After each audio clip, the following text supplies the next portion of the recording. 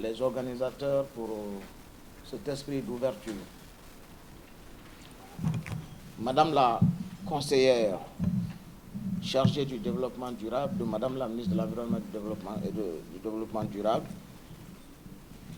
Monsieur le représentant de la primature, Mesdames et Messieurs les directeurs nationaux et généraux, Mesdames et Messieurs les partenaires techniques et financiers, chers collaborateurs du secteur privé et de la société civile, chers collègues inspecteurs régionaux et directeurs préfectoraux, distingués invités, chers participants en vos rangs et grades, tout protocole observé.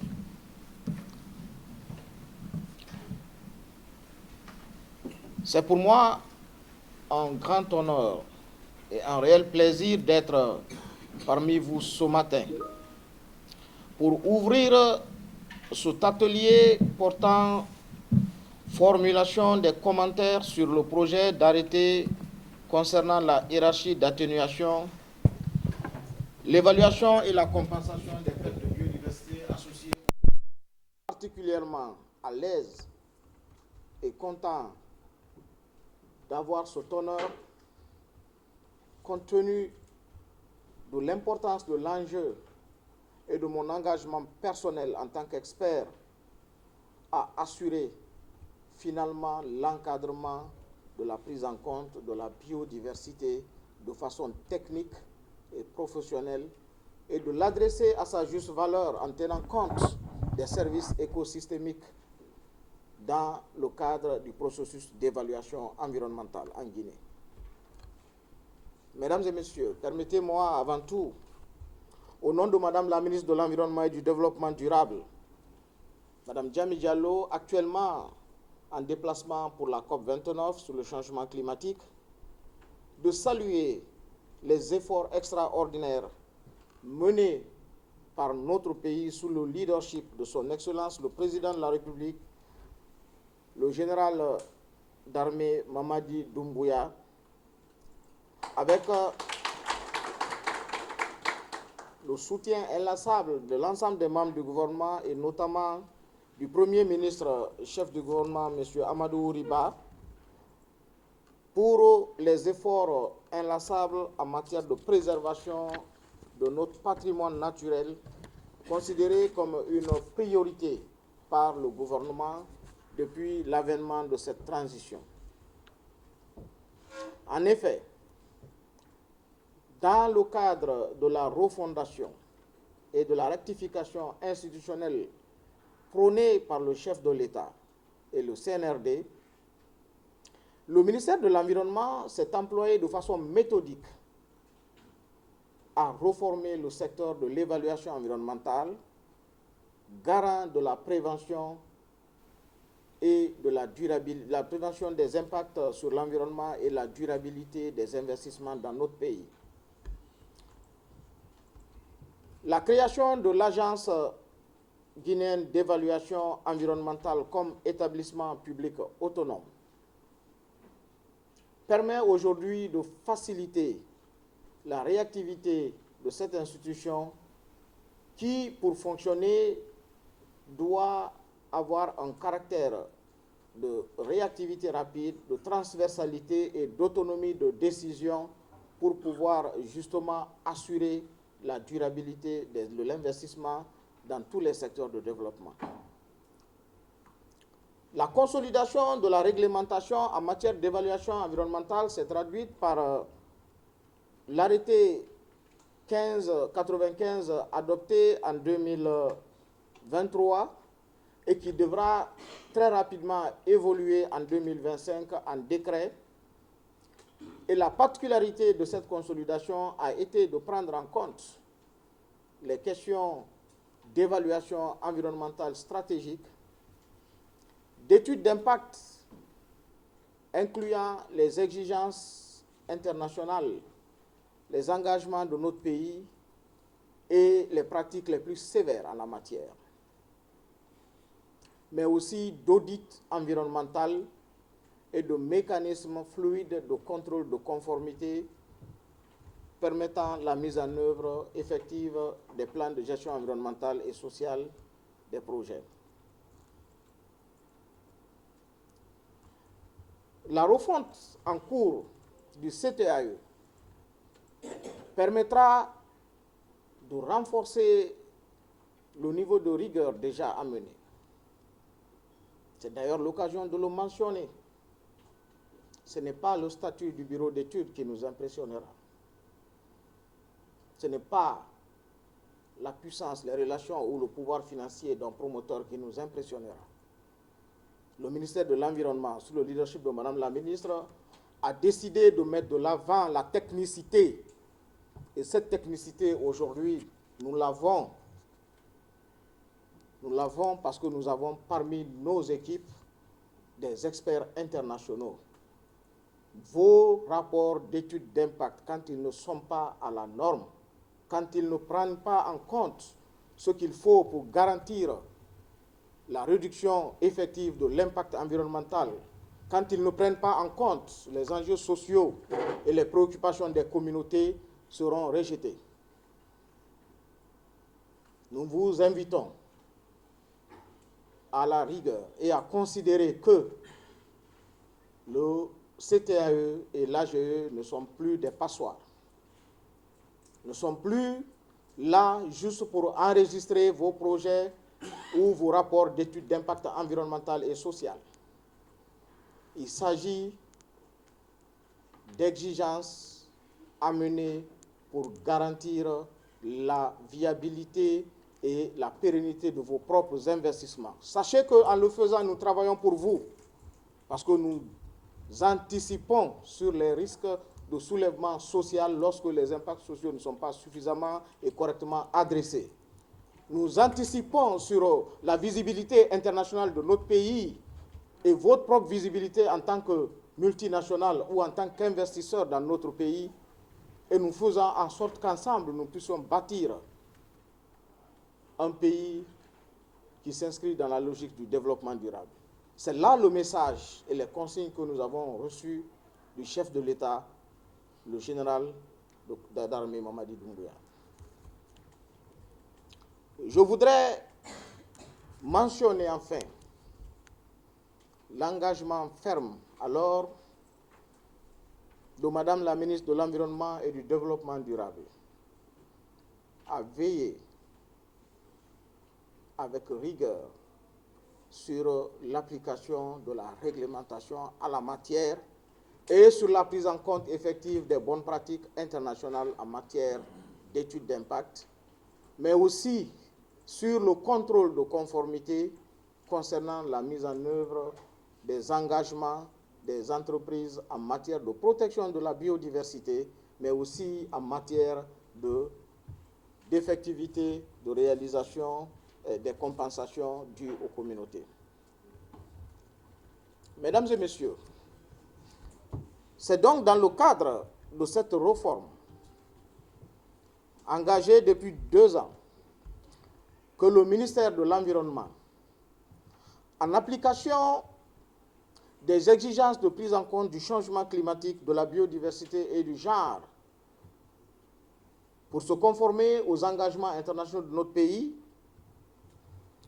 que le ministère de l'Environnement, en collaboration avec le projet Combo Plus, exécuté par le bureau d'études Biotop et l'ONG Guinée Écologie, a initié l'élaboration d'un arrêté portant hiérarchie des atténuations, évaluation et compensation des pertes de biodiversité en vue de mieux prendre en compte la question de la perte de biodiversité. La biodiversité vue dans le sens large du terme, en termes de conservation, mais aussi en termes de services écosystémiques. La biodiversité adressée pas à travers des compensations de forme ou de l'argent à payer à telle ou telle structure, mais dans un objectif global devant aller jusqu'à la création d'offsets. C'est pour cela que nous nous sommes appuyés sur l'approche de la hiérarchie des atténuations.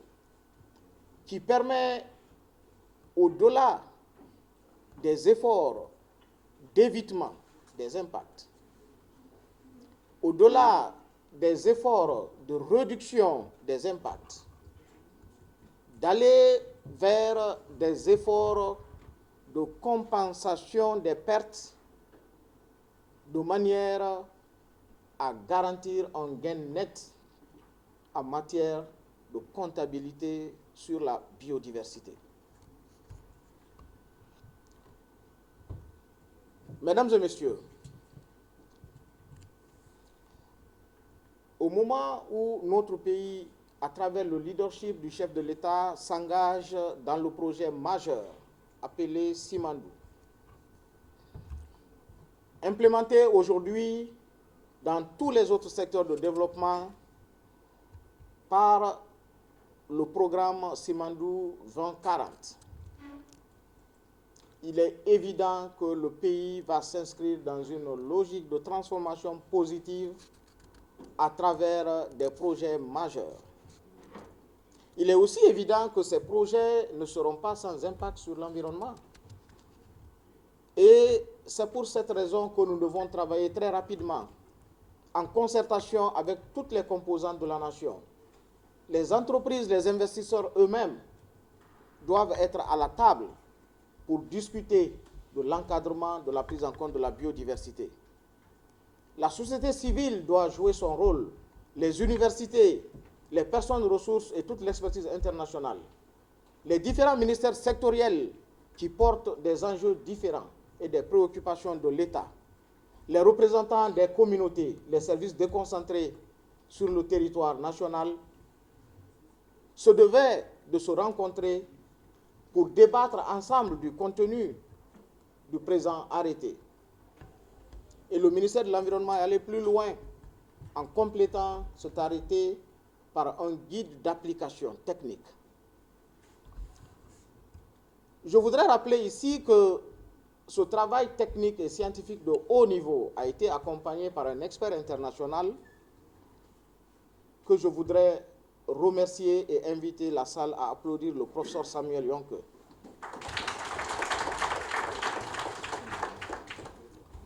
Le travail qui vous sera donc soumis est le résultat de près d'un an de travail technique et de réflexion de haut niveau.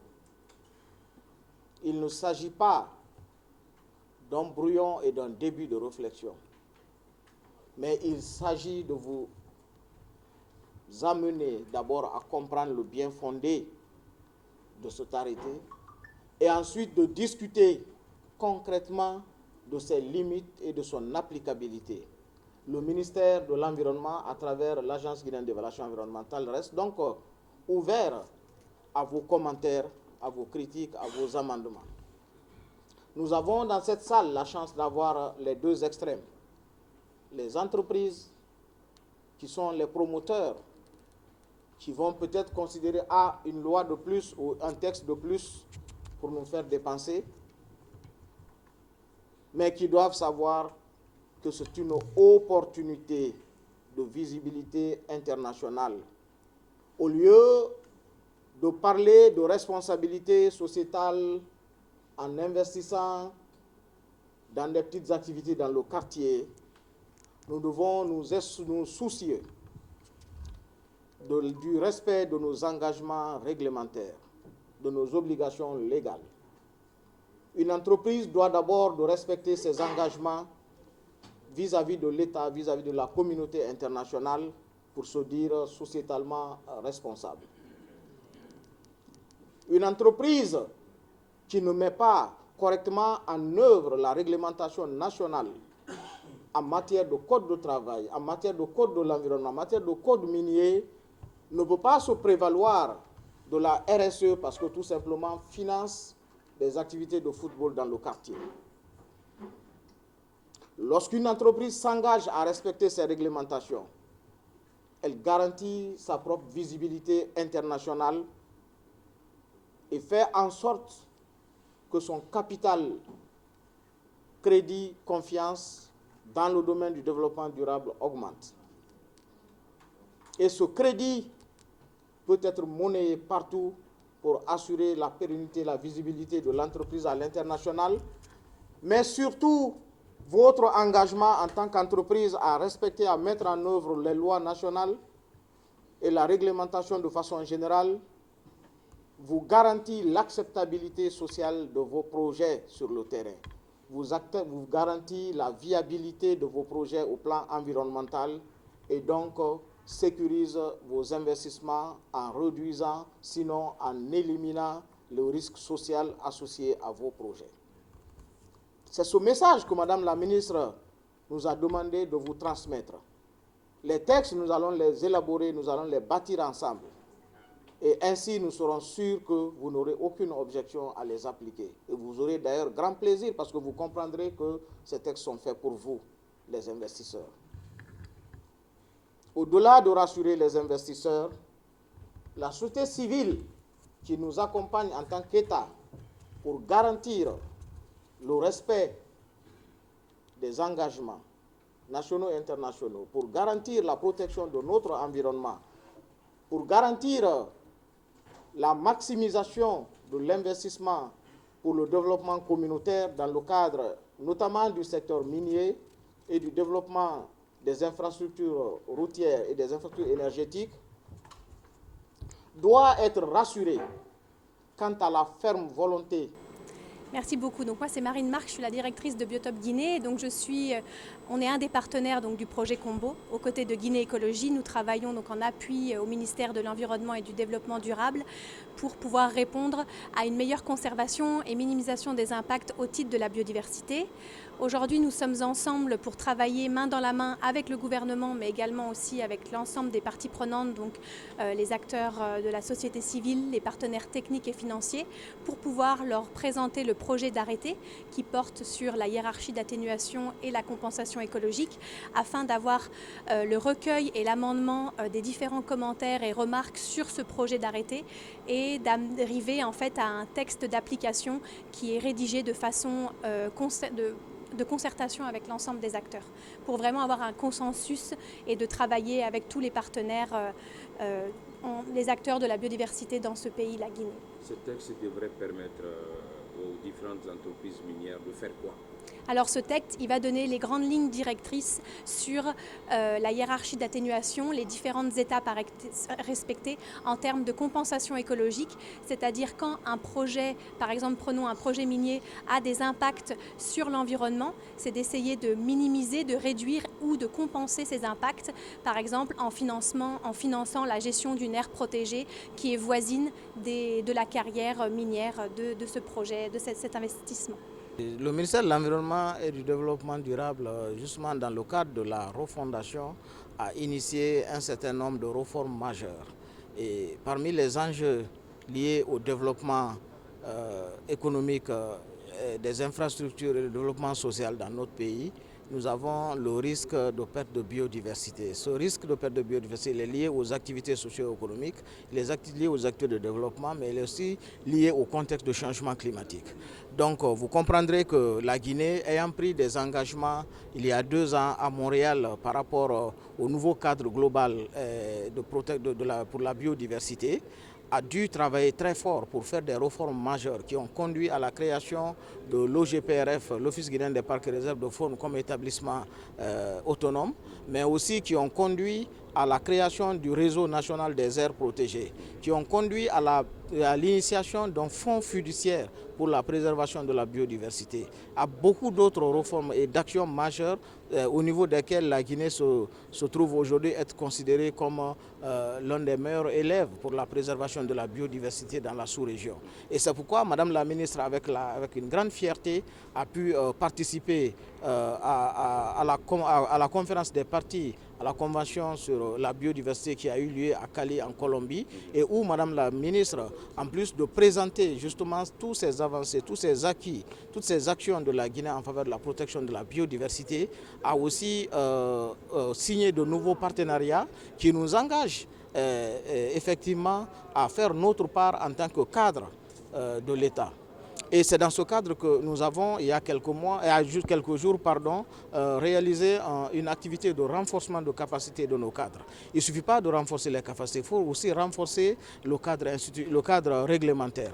Le cadre réglementaire est aujourd'hui renforcé par une prise en compte effective et orientée en tenant compte des bonnes pratiques internationales, en tenant compte des engagements de notre pays au plan international pour la protection de l'environnement. Et l'atelier de ce jour vient compléter effectivement dans une logique bien structurée toute cette démarche de Madame la Ministre qui essaie de combiner des actions concrètes sur le terrain, des réformes réelles sur le terrain pour la préservation de la biodiversité avec une visibilité internationale reconnue par rapport aux résultats de ces actions et la possibilité de mobilisation d'un financement international. Et nous sommes fiers aujourd'hui de mentionner que le Fonds fiduciaire pour la conservation de la biodiversité est en train d'être accompagné par justement des partenaires techniques et financiers au niveau international pour être capitalisé. Il s'agit d'un fonds justement qui permettra d'avoir un financement périn et permanent et qui est pour la conservation de la biodiversité, mais un fonds aussi qui sera ouvert à des contributions du secteur privé en particulier. Au-delà des discours généraux, à quoi cet atelier pourra aboutir? Cet atelier permettra justement à Madame la Ministre de signer justement un arrêté qui permettra d'encadrer le processus d'évaluation des pertes de biodiversité et de compensation de ces pertes. La compensation des pertes de biodiversité est une démarche scientifique rigoureuse qui va permettre de dire oui, la route, le corridor par exemple de Simandou, de chemin de fer, a traversé la zone de Penseli où il y avait une forêt classée. Simandou, l'État guinéen est tellement engagé pour la conservation que nous avons en contrepartie créé dans cette zone le parc national de Penseli-Soya-Sabouya. Et dans ce parc national de Penseli-Soya-Sabouya, nous allons donner la possibilité aux promoteurs du projet Simandou d'investir pour d'abord la préservation des espèces biologiques qui sont dans la zone traversée par le corridor, mais aussi en contrepartie d'aller investir sur un autre site, soit au Mont Nimba où il y a les chimpanzés de Bossou, par exemple, pour renforcer la présence des chimpanzés chez nous. Donc il s'agit d'une méthode effectivement de travail qui permet de donner le cadre. Parce que souvent, les miniers n'ont aucun problème à investir pour la conservation de la biodiversité. Mais ils veulent le faire dans un cadre organisé et structuré. Ils veulent le faire en application de réglementation nationale ou internationale. Et cette réglementation était insuffisante pour le moment en Guinée. On a le Code de l'environnement, on a le texte sur l'évaluation, l'étude d'impact environnemental et social qui dit que la perte de biodiversité doit être prise en compte. Mais comment et par qui et avec quel rôle structuré, et cet aspect n'était pas clairement défini. Donc le fait d'inviter effectivement ces investisseurs à cette rencontre, le fait d'inviter des personnes, des universitaires à cette rencontre, va nous permettre effectivement d'avoir un consensus par rapport à comment faire pour permettre à ces entreprises minières d'abord de réduire leur pression sur la biodiversité. Ensuite, lorsque la pression est indispensable, parce que le développement, on ne peut pas faire des omelettes sans casser des œufs, mais il faut ensuite faire des efforts pour d'abord compenser peut-être ce qu'on peut faire sur le site, mais aussi ce qu'on ne peut pas faire sur le site, il faut aller le refaire ailleurs. Donc c'est un principe du développement durable que nous sommes en train d'implémenter concrètement en Guinée. Et la finalité, c'est qu'on va pouvoir permettre à Rio Tinto, par exemple, de financer un corridor biologique, la mise en défense d'un corridor biologique qui va relier la réserve de biosphère de Ziama, par exemple, avec une autre forêt classée ou un autre spot de conservation de biodiversité. Mais Simandou, Rio Tinto a besoin de dire oui, je suis prêt à le faire, mais c'est en application de quel engagement, c'est en application de quel principe et c'est dans quel cadre et comment. Il faut des textes pour cela. Et l'importance donc du texte qui va découler de cet atelier, ce sera effectivement d'encadrer et de structurer ce type d'engagement, la mise en œuvre de ce type d'engagement.